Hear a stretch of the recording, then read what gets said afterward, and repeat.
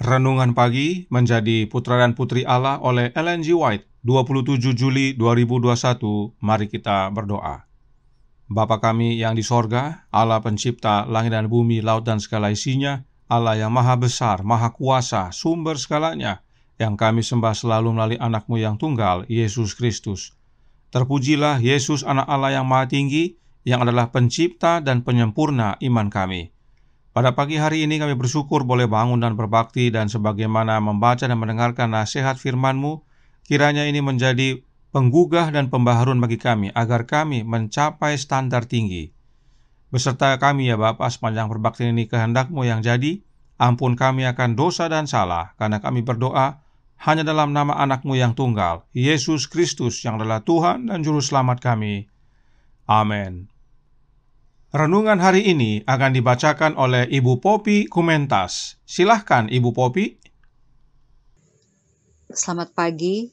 Judul renungan tanggal 27 Juli mengangkat tinggi standar itu. Ayat tema terdapat di dalam Yesaya 62 ayat 10. Berjalanlah, berjalanlah melalui pintu-pintu gerbang, persiapkanlah jalan bagi umat, bukalah, bukalah jalan raya, singkirkanlah batu-batu, tegakkanlah panji-panji untuk bangsa-bangsa. Kebingungan akan meningkat, tetapi sebagai orang-orang yang percaya pada Allah, biarlah kita saling memberi semangat kepada satu dengan yang lain. Janganlah kita merendahkan standar itu, tetapi menjaganya supaya terangkat tinggi sambil memandang kepadanya, yang adalah pencipta dan penyempurna iman kita. Kita semua memerlukan keberanian Kristen yang lebih besar agar kita boleh meninggikan standar yang di atasnya. Ada tertulis hukum-hukum Allah dan iman akan Yesus. Kita sekali-kali tidak boleh berkompromi dengan para pemimpin pemberontakan. Kita harus mempunyai ketetapan hati yang teguh untuk melakukan kehendak Tuhan pada setiap waktu dan pada semua tempat. Biarlah kebenaran masa kini diterima dengan senang hati dan menjadi landasan tabiat, maka itu akan menghasilkan ketabahan, mendapatkan tujuan di mana daya pikat kesenangan, kebiasaan yang berubah-ubah, perasaan cinta dunia, keinginan hati untuk pemanjaan diri, tidak berkuasa untuk mempengaruhi. Kita mempunyai ilustrasi tentang kuasa yang mendukung kuat, yakni prinsip keagamaan. Rasa takut terhadap maut sekalipun tidak dapat membuat Daud yang letih lesu itu minum air Bethlehem, yang untuk mengambilnya orang-orang yang gagah perkasa telah mempertaruhkan nyawa mereka. Kandang singa yang ternganga itu tidak dapat mencegah Daniel dari permintaan doanya setiap hari, dan dapur api yang menyala-nyala itu pun tidak dapat membujuk Sadrak dan kawan-kawannya supaya menyembah sujud di hadapan berhala yang telah didirikan oleh Nebukadnezar. Pada orang muda yang mempunyai prinsip yang teguh akan menghindarkan kepelesiran, menantang rasa sakit dan menghadapi lubang singa sekalipun, dan dapur api yang dipanaskan lebih baik daripada didapati tidak setia kepada Allah. Biarlah itu tertulis pada hati nurani seperti goresan sebuah pena besi pada batu karang, bahwa sukses yang sebenarnya, apakah untuk hidup di dunia ini atau hidup yang akan datang, dapat diperoleh hanya oleh berpaut dengan setia kepada prinsip-prinsip kebenaran kekal. Terima kasih, Tuhan memberkati kita semua. Amin. Terima kasih atas penata Ibu Poppy. Tuhan Yesus memberkati. Selamat pagi saudaraku dalam Tuhan. Dapatkah kita mencapai standar yang tinggi dengan kekuatan diri kita sendiri? Tentu tidak bisa. Lalu bagaimana caranya? Roh Nubuat menjelaskan dalam The Adventist Home halaman 96 paragraf 2 yang berbunyi, para pria dan wanita dapat mencapai suatu standar yang tinggi kalau saja mereka mengakui Kristus sebagai juru selamat mereka. Inilah caranya kita mencapai standar yang tinggi, yaitu mengakui Yesus sebagai juru selamat kita. Apakah maksudnya mengakui Yesus sebagai juru selamat kita? Kita baca penjelasannya dan masih dalam paragraf yang sama. Membina Keluarga Bahagia halaman 89 paragraf 3 berkata, Oleh percaya pada Yesus, bukan saja kamu harus menyelamatkan jiwamu sendiri, akan tetapi oleh pengajaran dan teladan, kamu harus berusaha untuk menyelamatkan jiwa orang lain. Ambillah Kristus sebagai teladanmu, berpeganglah kepadanya sebagaimana Dia dapat memberikan kepadamu kuasa untuk mengalahkan. Inilah makna mengakui Yesus sebagai juru selamat kita, yaitu percaya dalam Yesus. Nyonya White tulis dalam bahasa Inggris, believe in Jesus. Maka itu menyelamatkan jiwa kita. Sebab Yesuslah yang dapat memberikan kepada kita kuasa untuk mengalahkan. Dalam tulisan aslinya, Nyonya White tulis, power to overcome. Apakah kuasa untuk mengalahkan atau power to overcome tersebut? Roh Nubuat menjawab dalam Kerinduan Segala Zaman, buku kedua, halaman 313, paragraf 2. Yang berkata, Kristus telah memberikan roh-Nya sebagai kuasa ilahi untuk mengalahkan segala kecenderungan bawaan dan kecenderungan yang dipelihara kepada kejahatan dan untuk menanamkan tabiatnya sendiri pada jemaat-Nya. Inilah yang dimaksudkan dengan kuasa yang mengalahkan, yaitu roh-Nya Kristus itu sendiri. Yesus memberikan roh-Nya, yaitu roh-Nya Yesus itu, sebagai kuasa ilahi untuk mengalahkan. Apa yang dikalahkan?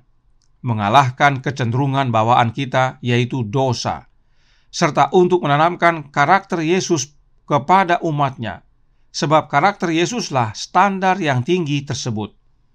Signs of the Times, November 7, tahun 1895, paragraf 6, menjelaskan, merupakan hak istimewa bagi mereka yang menerima Kristus untuk mencapai standar tinggi dalam karakter, dan dengan demikian menjadi surat-surat yang hidup, dikenal dan dibaca oleh semua orang, seperti halnya Yusuf di Mesir dan Daniel di Babel.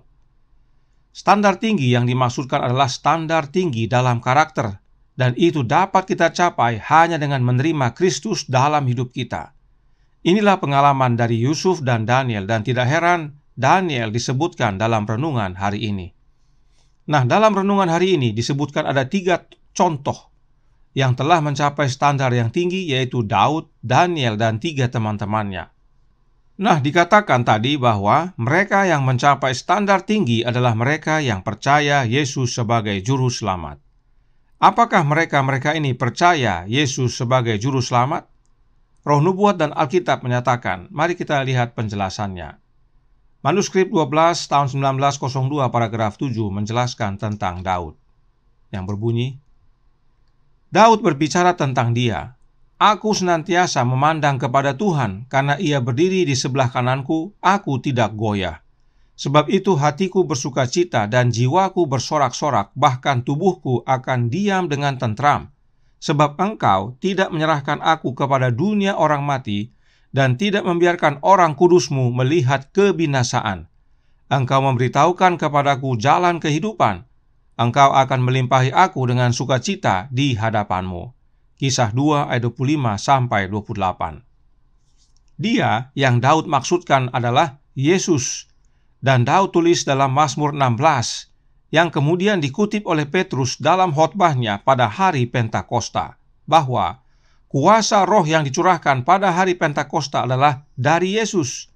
Yesus yang mati, bangkit dan kemudian kembali kepada Bapa dan dimuliakan, lalu diurapi dengan minyak yang adalah Roh Kudus oleh Bapanya, lalu kemudian Yesus curahkan kepada umat-Nya.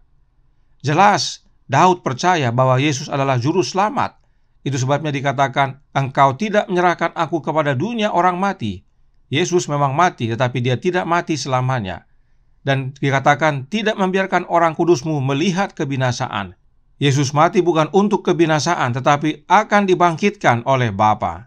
Nah, itulah sebabnya Daud percaya bahwa Yesuslah juru selamat kita. Bagaimana dengan Daniel?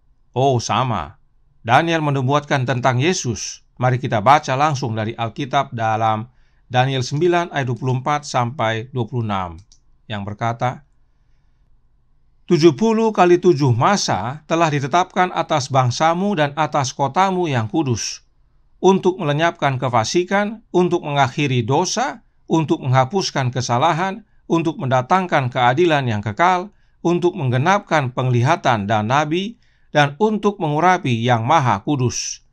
Maka ketahuilah dan pahamilah, dari saat firman itu keluar, yakni bahwa Yerusalem akan dipulihkan dan dibangun kembali, sampai pada kedatangan seorang yang diurapi, seorang raja, ada 7 kali 7 masa, dan 62 kali 7 masa lamanya, kota itu akan dibangun kembali dengan tanah lapang dan paritnya, tetapi di tengah-tengah kesulitan.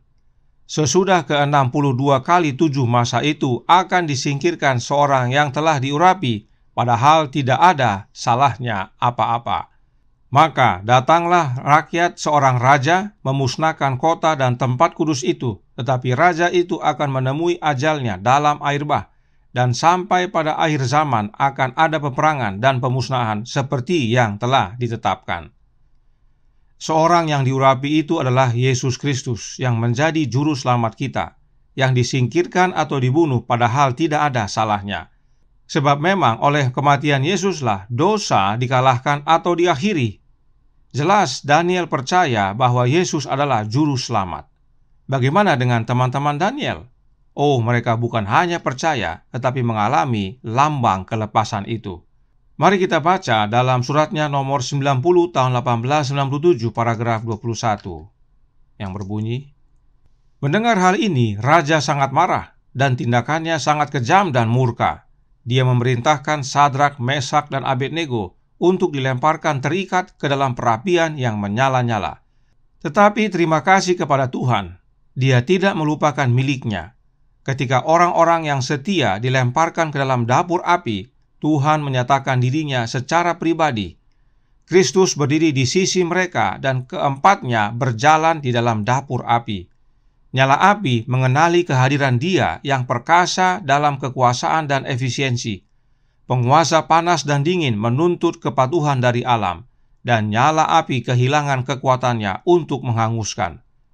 Dalam Ibrani kita membaca tentang mereka yang dengan iman mereka memadamkan api yang dahsyat. Ibrani 11 ayat 34. Ini bukti mereka percaya sebab oleh iman Kristus hadir bersama mereka dalam dapur api dan melepaskan mereka dari kebinasaan. Yesuslah juru selamat mereka. Inilah makna mereka mengalami apa yang menjadi lambang kelepasan itu.